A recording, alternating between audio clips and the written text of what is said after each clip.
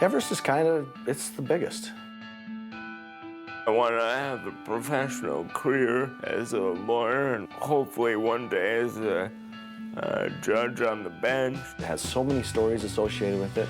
I want to be a firefighter when I grow up. Everest has that allure to me. It has the stories, it has the history, it has the beauty.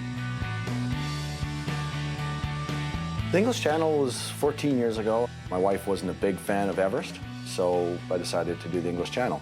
Calgarian Bill Borger has tried but failed to swim the English Channel. First time crossing, it was a disaster. We had 14-foot waves, wind against tide, so I'd actually be swimming along and I'd drop like 3 feet randomly through the air. I was very hypothermic. 10 hours and 15 minutes into the swim, the boat captain asked me a few questions. I wasn't coherent. He told me the swim was over, and I said, no, it's not. And so he actually jumped in and grabbed me. I mean, then I knew the swim was over. And yeah, that was a kind of a tough moment. I take my challenges in stride. They don't faze me. It's just a part of life. You get up and you keep moving on. The next attempt, 13 days later, was a fluke that I got a chance. He called me 6:30 the night before and said, you're on. I had no intention of making it on this attempt. Getting stung by jellyfish. I went through a severe bout of vomiting that they stopped feeding me for a couple hours just to get my stomach calmed down. My coach told me, swim to the moon. And I just swam to the moon, put my feet down, and walked on shore. He made it. Bill Borger is the first Calgarian to ever swim the English Channel. And then I'm like, okay, now what?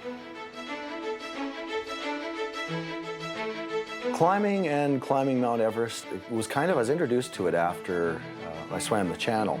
It was just my buddy going, hey, you know, I just took this up last week, do you want to join me? And I'm like, sure.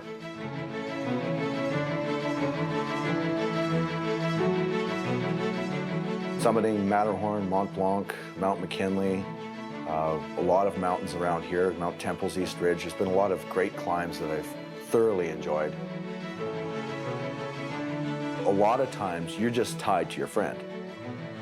So there's a big confidence aspect to it. I couldn't do the things that I can do without the help of my friends or even perfect strangers. I'm just grateful. And I know other people are too. Without HandiBus, I wouldn't be able to get to and from class. It's that simple. Without HandiBus, I couldn't reach for the stars. I go HandiBus. I truly feel lucky to be able to help HandiBus when I know it's directly helping people like Greg and kids like Jacob. The obstacles that they face every day are so much greater than the obstacles that I'm facing and the ones that I will be facing on Mount Everest. And watching them achieve their goals and conquer their dreams is truly amazing and truly inspiring for me.